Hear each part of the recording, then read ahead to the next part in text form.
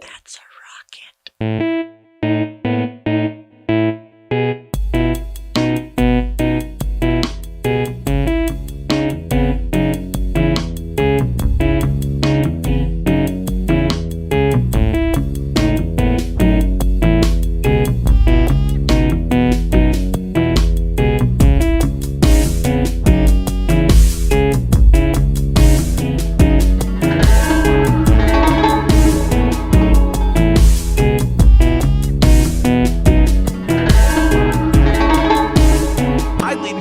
Thank you so much for joining me. My name is Keith Brooks. Welcome to another episode of Your Guest is as Good as Mine, the show where sometimes I wear pants. It's it's a debate.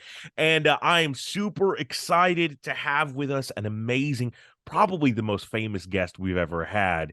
And that is the incredible actor, YouTube personality, entrepreneur, just all around great guy that knows nunchucks.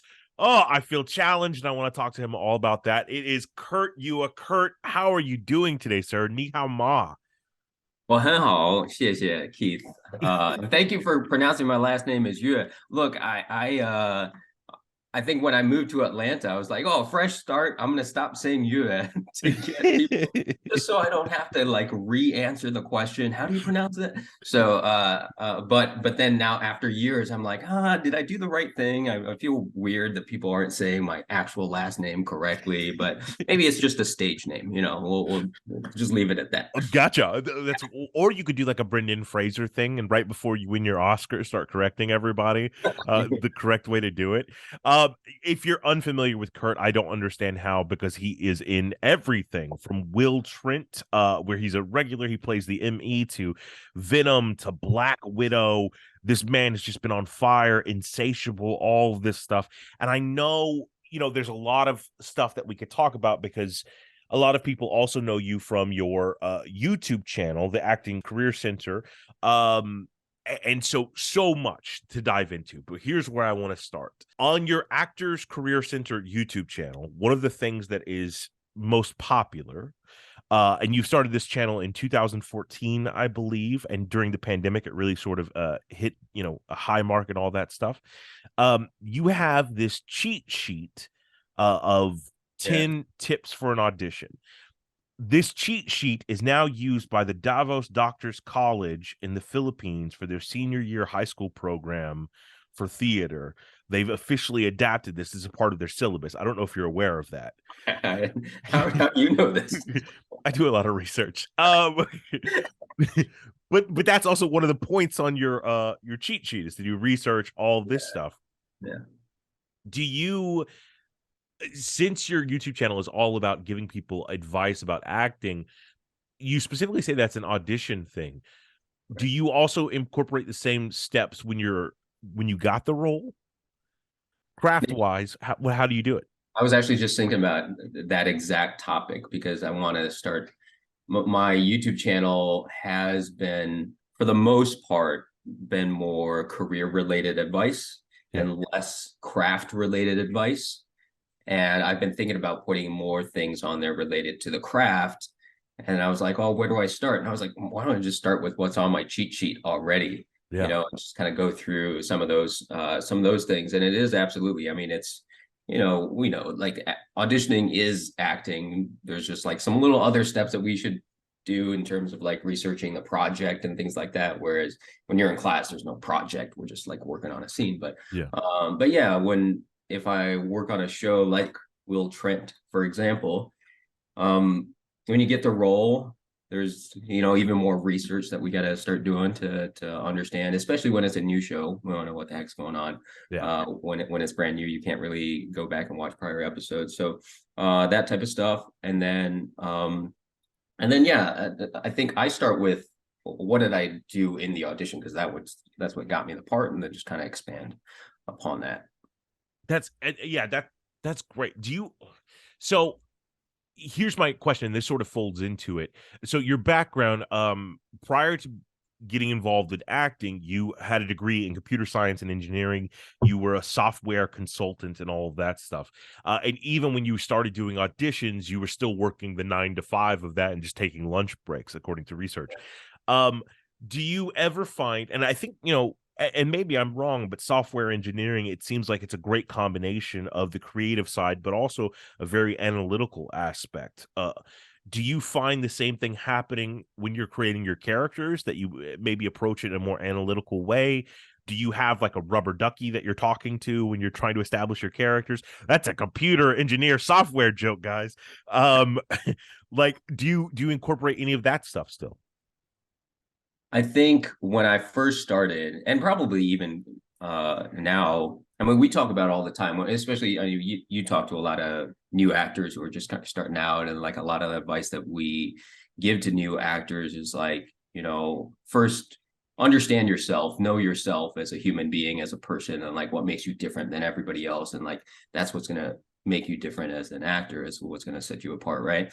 And I think growing up with from that math and science, computer science background, being much more analytical, less on the artistic side, it's helped me kind of also kind of gravitate towards like those types of characters too. Yeah. The types of characters that are in my wheelhouse are definitely more the corporate types, the guys that are doctor, lawyer, professional thinker type of characters. Even on Will Trenny is a medical examiner type of doctor, right? And for a number of years, I think when I first started, it was hard to get away from the mentality of the science-based right and wrong, right? Mhm. There is a right and wrong answer, whereas when we're acting, it's a lot more playing, it's a lot more exploration. There's no right and wrong. Let's just see what works, you Yeah. know, that type of stuff. And it it took me a while to kind of find my footing from an acting standpoint, to get away from some of that. But at the same time, I feel like a lot of that has helped me too, Yeah. coming into it, where, you know, I do find myself a lot more analytical, just like using the cheat sheet, right? Some people get their audition, they're like, all right, let's just play, right? They don't really have like a process, so to speak. Whereas, like, all right, I do want to go through certain steps as if it were a computer algorithm. But it works for me, and I think that's part of it, is like just like understanding who you are, what works for you, 100%. picking apart kind of like the whole Bruce Lee style, right? Of like Yeah. there is no style. There's only like you learn from everybody, and then create your own style out of it. Absolutely. And I think it is, you know, so often, at least I feel that when people are seeking, you know, acting advice, they do want to find that be all, that cure all, whatever. Yeah. But it does have to be personalized. It has to be individualized, because it is, you know, different strokes for different folks. What works for you might not work for me, etc. And you even say something, I'm going to quote you, I hope you don't mind, but that you said that I don't consider myself some sort of acting guru. There are no magic bullets or miracle potions here. My techniques are not acting secrets, and I definitely don't teach how to be famous scams. Far from it, actually. Creating a lasting career as an actor takes a lot of hard work, a lot of patience, and a little bit of luck too, although I honestly believe we create our own luck. I think that's absolutely fantastic. Can you expound upon the idea of creating our own luck, what you mean by that? Yeah, I talked about this in a, I don't even know what's a recent YouTube video now. They all just kind of blend together. Yeah. It might have been like from 2 years ago. It might have been from 2 months ago. But I talked about it in terms of like, if you think about it in um if you think about like a big raffle drum, Yeah. right? And you know, you put one ticket in there, I put one ticket in there. There's a chance that our tickets are chosen and we win the whole raffle, right? So there's always that element of luck in that big raffle drum. But there is a way of creating your own luck, which is, you know, put in more tickets. If you put in more tickets, you have a better chance. Your odds are better. But even if you have like 90% of the tickets in there, somebody in one of the other 10% still could get chosen. So there's still that element of luck that goes in there, but we can always create our own luck by, you know, giving ourselves more opportunities. And from an acting standpoint, I say those are the things that you can actually control, Yeah. right? If you the more training that you do, the better training that you get, you're adding more tickets to that drum. The you know, the better your materials are, your headshots, your demo reel, you're adding more tickets to that drum. The better your, you know, the more you build your network, and the more people that you meet in the industry, you're adding more tickets to that drum, and all of it throughout the course of your career, you're just throwing more in there, and then eventually, as you kind of get more and more into it, your luck, kind of goes up. Whereas you kind of, for people that are just starting out, you feel like you're down on your luck. You just don't have any, you don't have any tickets in the raffle yet. That's a great. I love that analogy. And also, you heard it here, folks. First, folks, Kurt advises you to cheat at raffles by putting as many tickets in as possible. Yeah. Well, then here's a question I have for you, because it does feel like I'm bouncing back, because you have, for all intents and purposes, right now, two separate careers. One as a YouTube star, one as an actor, a working actor. And there is some intermingle between the two, but it also feels like they require drastically different skill sets. Do you feel like they are separate, or do you feel like they blend together? Do you feel like they help one another? I know that's a compact question, but how do you feel about it? In certain ways, I'm having plenty of trouble trying to balance them at certain times, right? Because we don't have control over when auditions come our way, when bookings come our way. So the nice thing about it is, like, the YouTube channel is my own. I control all of it. I don't report to anybody, so I don't have like necessarily deadlines that I have to hit.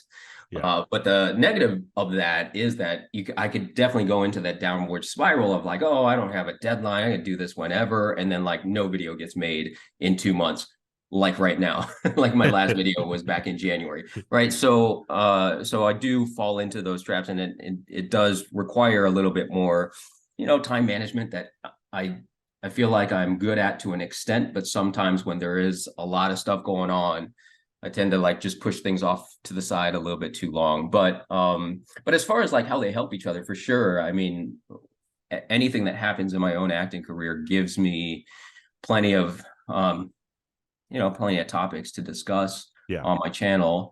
And I try to be open and honest about everything that's happening. So like if good things happen, I'll share it. If bad things are happening, then I'll share that as well. That's awesome.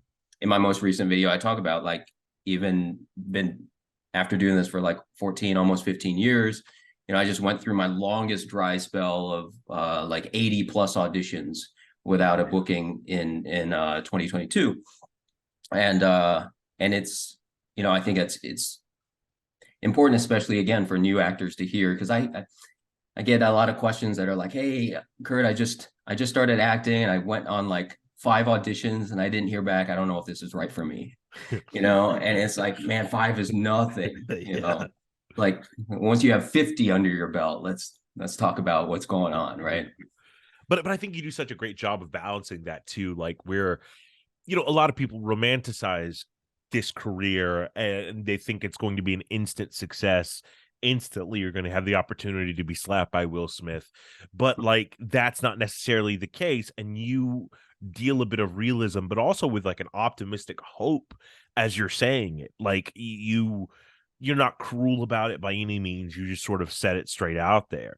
And it seems to me like, I think the more you're in front of the camera, no matter what the camera is, it helps build your confidence. You become more comfortable in your skin, and thus that can feed back into acting. But I could see how, like, scheduling wise, that would be a nightmare still, especially if you're working on a show like Will Trent, where you're a regular on the show. That's a lot of time being consumed by that. Well, I mean, I thank you about Will Trent. I appear every once in a while, but it does. It's even still, it does. Well, there's Tofu. Tofu hears something outside. Yeah. Yeah, that scheduling part does add to it ends up being a little bit of overwhelm, I guess, when things kind of get thrown at you. But the other thing that I'll say is that when when I was just starting out, I think one of the things that makes me optimistic, I guess, in the YouTube channel is that I had like zero illusions of like the career path that I have right now when I stepped into my first acting class at the Hood School of Acting, which you know very well. Yeah. In Ohio, it was it's simply like I've explained it before. It was just like I was just looking for something fun to do after work. I was, I worked the 9 to 5, and then it was like, all right, go home and watch TV or whatever, or go to a happy hour with my buddies. Like we were just wanted something a little bit different, and happened to find by total chance this acting class, and that's where it's led to this, and that's why I'm like, man, of course it can happen to anybody, right? And you put work into this, it can absolutely happen. Yeah, there's luck involved, but uh, you know, I I can't imagine. I can't. My life as a software developer feels like a different life, Yeah. right? I can't imagine like doing that again now. So, Yeah. so yeah, I'm super optimistic for anybody that wants to step into this. That's amazing. I often feel that way even within the same career after projects. You know what I mean? Like I feel like sometimes you run into a project that everything before that seems like you were a different person. You know what Yeah. I mean? Yeah. And so that brings me to a couple of ideas and conversation points. And this is going to stick a little bit with the YouTube channel just for a second. You went from in 4th grade playing a horse to now when people Google how to be an actor, your face pops up, kind of making you the ambassador for acting in general across the internet. You know what I mean? Yeah. Like I've been with you when you've been recognized. How does that feel? Does it feel like this level of fame? Because even researching for this, typing in your name, I found some crazy shit. There's one website that thinks you're 71 years old, and I'm like, he looks great for his age. There's one website that thinks I have 40-inch biceps. Yeah. This superstars bio says that your shoe size is 10, your favorite colors are white, you love singing, and that you are worth $3.9 million. And I'm like, I need to borrow some money. That went down. That went down. It used to be like 16 million. Damn, you're losing money. It's been a hard year. But how does it feel? Do you feel the impact of this fame that you've accumulated now? It is kind of crazy. I mean, it's I was just watching a video. Who was it? It was two actors talking. I think it was Kevin Hart and Simu Liu. They were talking about fame, right? And how Kevin Hart said something about like nobody prepares you for it, and there's no way to. There's no way to teach like how to deal with it, and it'll just like happen and you figure it out, right? And I'm certainly not on their level of fame, but I have been into certain industry events where you have like 5 or 10 people will come up to me and they're like, "Hey, I see you. I watch your YouTube channel, blah blah blah." And at first, it was just like, "Oh, thanks." I had no idea. I felt like the super awkward one. When someone runs up to me because I didn't even know how to respond to that. But it's really really cool to see that because I started out. I mean, part of the reason why I started my YouTube channel was because I was watching other YouTube videos about acting. And at the time, back in 2014, like you said, when I started it, I think Amy Jo Berman was the only YouTube channel, at least kind of bigger YouTube channel, talking about acting anywhere. And I was learning by watching her stuff. So now to like think that people are searching and finding my stuff and like getting their start. And I've gotten so many amazing messages from people who said, "Hey, I watched one of your videos a couple years ago. That got me thinking and got me started. And now I have an agent, and now I booked a national commercial, and now I'm rolling in money." I'm like, wow. I want a national commercial. Like, they're stealing some of your $16.9 million. That's what's happening. Yeah, that's where it's all going. But yeah, it's so cool to hear some of that stuff, and it's it's hard to describe even how that feeling. When I went back to the Hood School last August they had their big summit, and got to see like 80 some people there, and it just had so many people from all over the country that went, and that had expressed how they had seen a lot of my videos, and that's what led them to the Hood School of Acting, and now they're training at the Hood School, and it's just so cool like how all of these things have come together not just for me, but then for a lot of other people that are kind of almost following those exact same footsteps, but then seeing success as well, which is, I mean, it's just incredible. It's incredible too that I feel you are one of those people. Like whenever I see, and you and I have had discussions about this as well, that there are some acting gurus or whatever on YouTube that it's like, they shouldn't be doing this. But you are respected not only by newcomers, but also seasoned professionals are like, yeah, Kurt's perfect. Everything he's doing is fantastic. So to be able to be like the Bob Ross of that acting world, to like, please both spectrums, that's a fucking talent and should let you know that you're going in the right direction, especially when you're getting interviews with, Deadweiler and Kate Shortland and all this stuff. Like, that's absolutely incredible. Like, congrats on it. How does it feel to be doing that thing, to be introducing, the world to other people that you admire? How does it feel to be in that interview position? Are you comfortable with that? How do you like it? I'm still trying to get better at that. I try to do the best research that I can when I get into it, but then also like it's an art form, right? You do all the research and then you got to be prepared for anything that happens in it. I love the Bob Ross comment. I never thought about it in those terms, but like being like the Bob Ross of like introducing people to painting for the first time and making it fun and everything. I think that's an awesome thing to aspire to. You're doing it, man. Yeah, the interview stuff, like you've seen, I've done a handful of those on my channel. I think I want to do more of them. The funny thing about YouTube is that you get all these analytics and you can see like which videos are performing well and which aren't. My interviews, every time I post an interview, I lose subscribers. And I'm like, these are awesome guests. Like, they're so cool. Maybe it's my interviewing that's terrible, that's like losing my subscribers. But either way, even if I lose subscribers from it, I enjoy it. I enjoy talking to these people and learning about them. So I'll probably continue to do them because like the rest of my videos will hopefully balance it out and gain more people out of them. Well, that's all. Well, that brings me to a question that I think crosses both spectrums from YouTube to also the craft. Like sometimes when we get an audition, and you sort of made a comment about this in your cheat sheet, you kind of get an idea of what they want, what the obvious choice is, but you don't always have to go with that, right? Sometimes you play around and you find something that satisfies you more creatively. Are you still like that with acting, and do you incorporate that into your YouTube? Do you tend to do videos that are going to do well, or do you say, I don't really care about the analytics for this one, I'm going to push it out and try to do something different?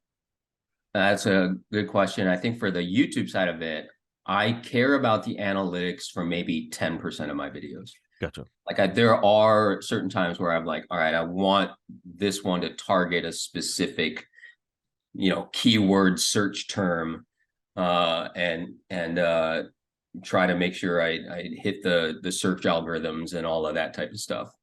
But 90% of my videos are because of there's a particular topic that someone maybe had asked a question about in the comments of another video, and I'm like, oh, that's a good topic to cover and I'll just make a video on that. So, and then others are just like, oh, here's something that happened to me on set or on this callback, and I want to share this story because I think it'll be helpful. So there's a lot of like that stuff as well. But I don't do as much. I wonder sometimes like if I did more like targeted videos, like channel would maybe grow a little bit more, but that's like not really the goal of it. Certainly I want the growth of the channel, but I feel like with just like targeting 10 or 20% of those videos has worked well for me. So I'm still kind of like doing it that way. That's awesome. Yeah. And it seems like within those contexts and within a lot of the things that you do, you are just a supporter of community. You know what I mean? Whether it's lifting fellow Atlanta actors like Alexis Louder, who is doing absolutely incredible with all of her stuff, but you never heard of her. Who the heck? But you always you always sing her praises. You always sing praises of other people that you're working with. You're always supporting the local community, and you're praising Drama Inc. or the asshole that we know named Rob Prago, whatever it is. And you're always celebrating that. Why is that sense of community so important to you? I think it started from the classes. I mean, I just got so lucky in terms of the teachers that I've studied with, and they have brought that same sense of community in their schools when I starting with the Hood School of Acting. I mean, it's so hard for me to even imagine when I started taking classes at the Hood School of Acting. Like, part of it was just because of proximity. I mean, when I happened to walk by the school, and when I saw it, I was like, oh, this would be cool. And it happened to be like 10 minutes away from where I lived. If it was like 30 minutes away, it would have just been like, all right, I'll look for something else now. Because I was going to drive 30 minutes to go to an acting class. Like, that would be dumb. So it just happened to work out. And it was just got so lucky that was the one that was near me. And then when I walked into the school for the first day, like, that very first class was already, Jessica was just so welcoming. Yeah. You know, your first, she knows you're new. You do whatever you're comfortable with. You want to hop on stage and do an exercise, we'll have fun, and she does so much cool stuff outside of just the classroom environment. Plans a lot of events for the students. They just had their Oscar party, right? They do a lot of like community-based events, where so it's not just school, teacher, I'm lecturing you or whatever. It's a lot of it is building community. And then coming down to Atlanta as well, the first class I took was at Drama Inc., and they're very much all about building community, the Drama Inc. community, but also the larger Atlanta filmmaking and acting community as well. So, I mean, that's just kind of been ingrained into me through the teachers that I've worked with. And I think it's, I see how much it helps the actors here and the whole filmmaking community here as a whole.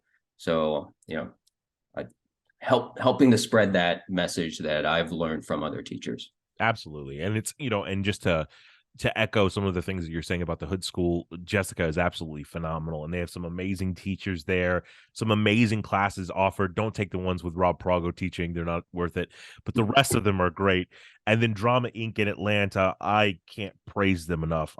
Poitras is like my favorite person in the world. So I love Scott. So absolutely fantastic. And then one community that I read this quote from you that I don't have the direct quote, so I'm going to paraphrase. I hope you'll excuse me.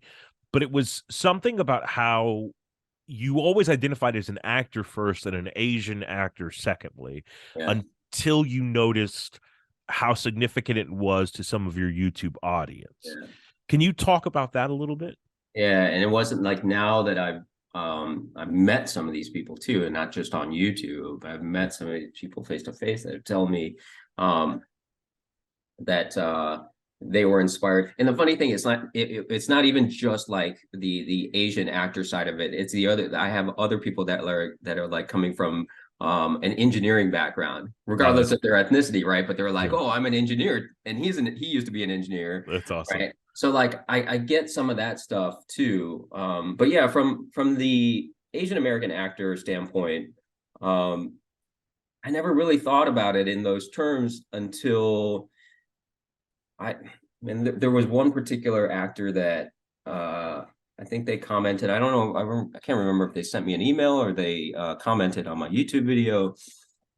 But they were saying how they just didn't think that there was a market for them as an actor.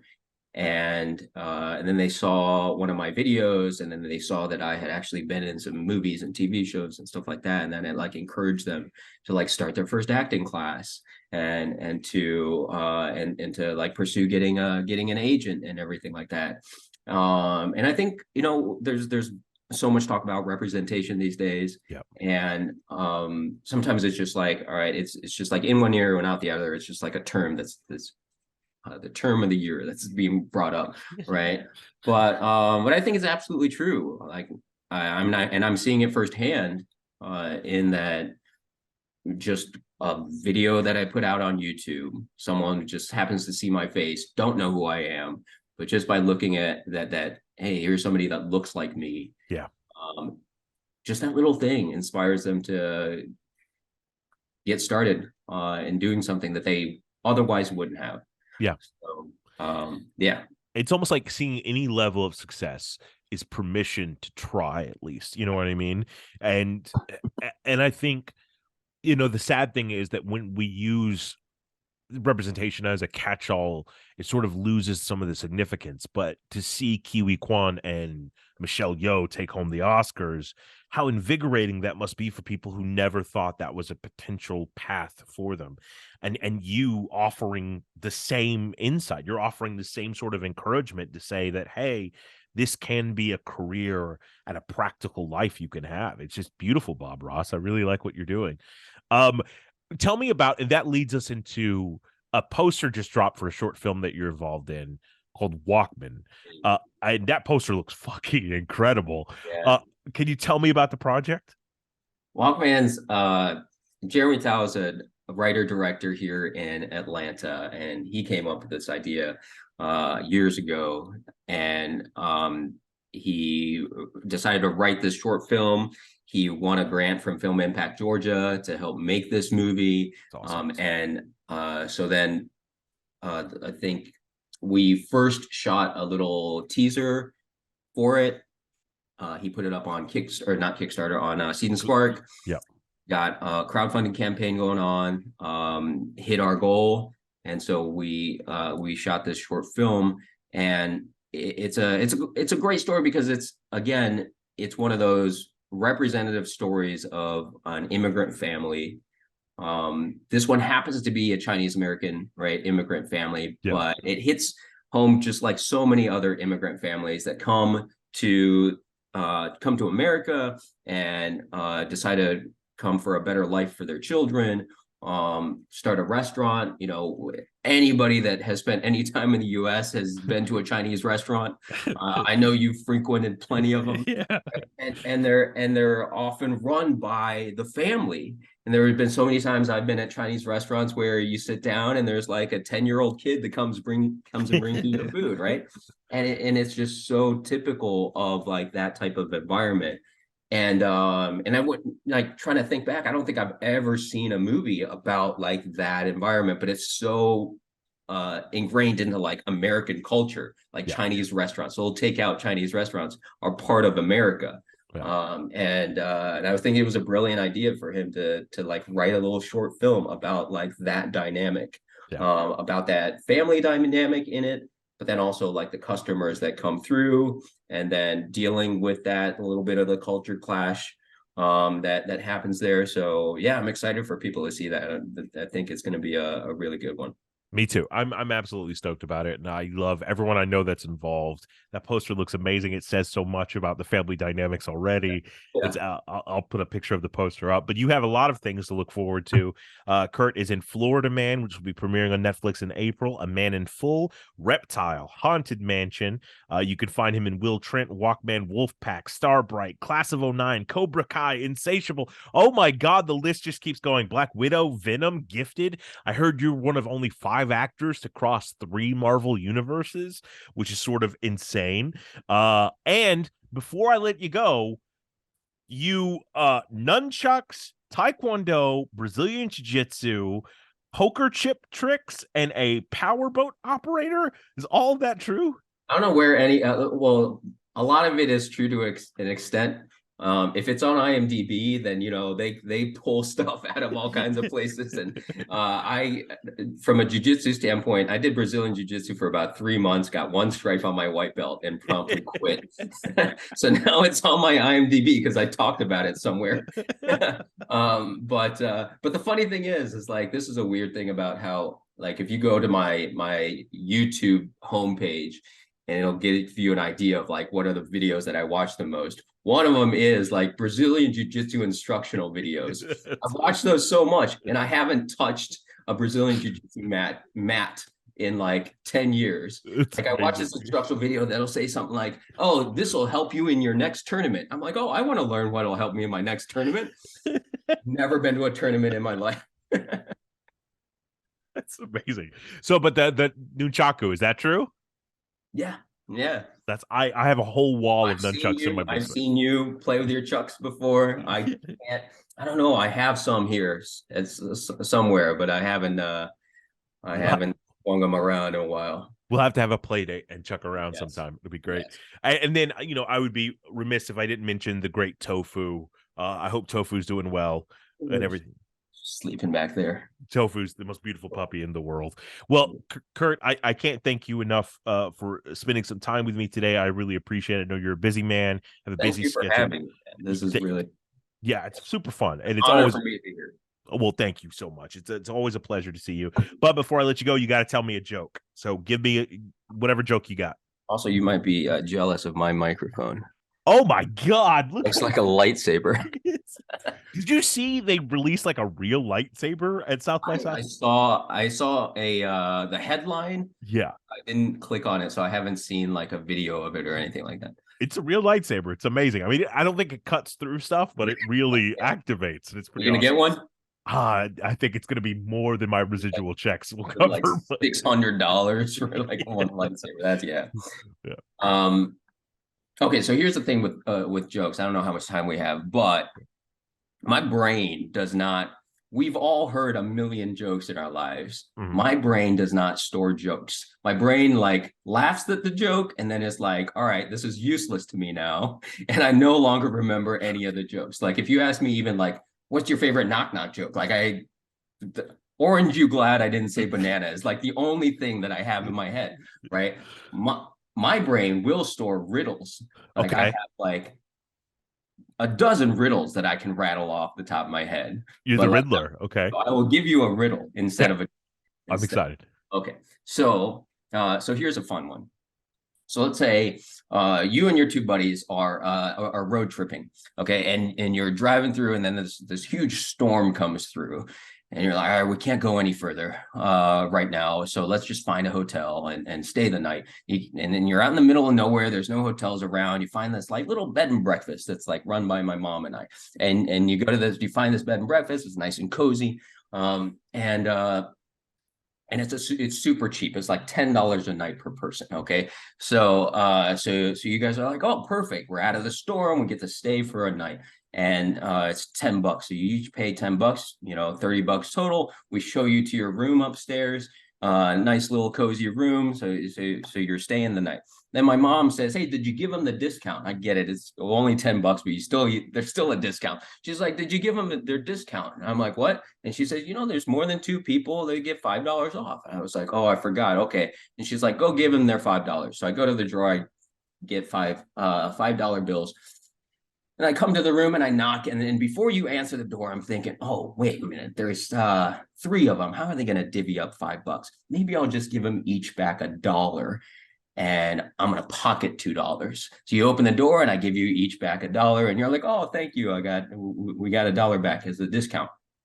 So now instead of paying $10 each, you paid $9 each, right? So 9 times 3 is 27. And now I have $2 in my pocket. So 27 plus 2 is 29. Where'd the other $1 go?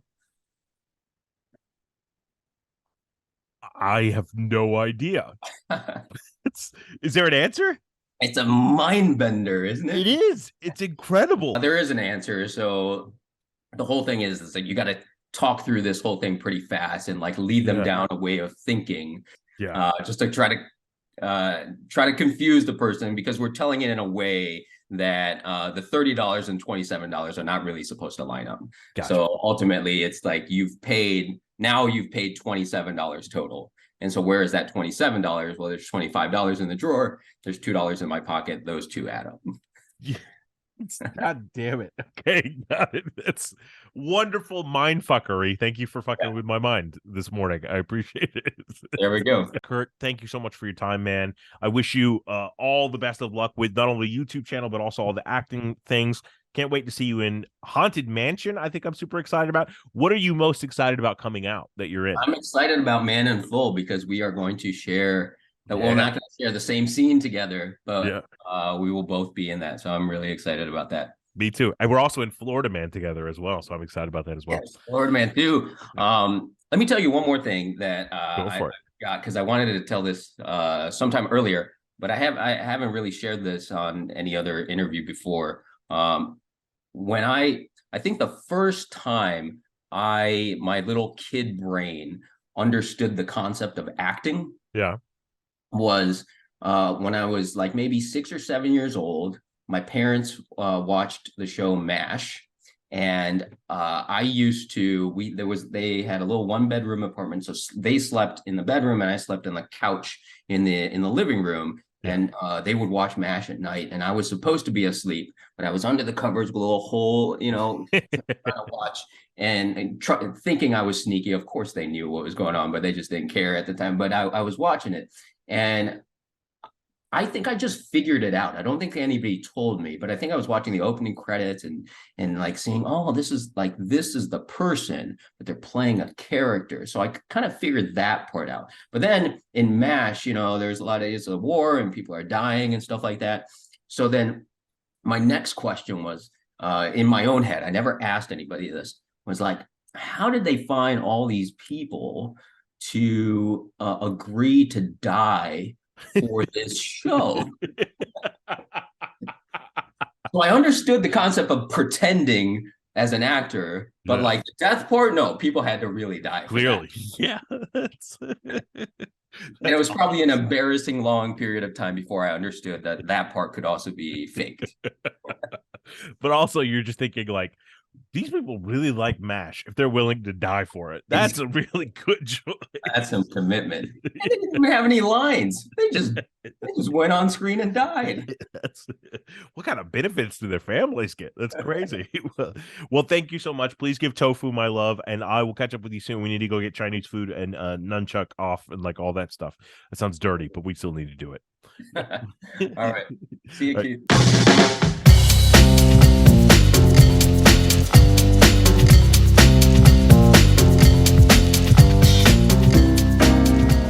After you, is it? Yes. How do you spell that?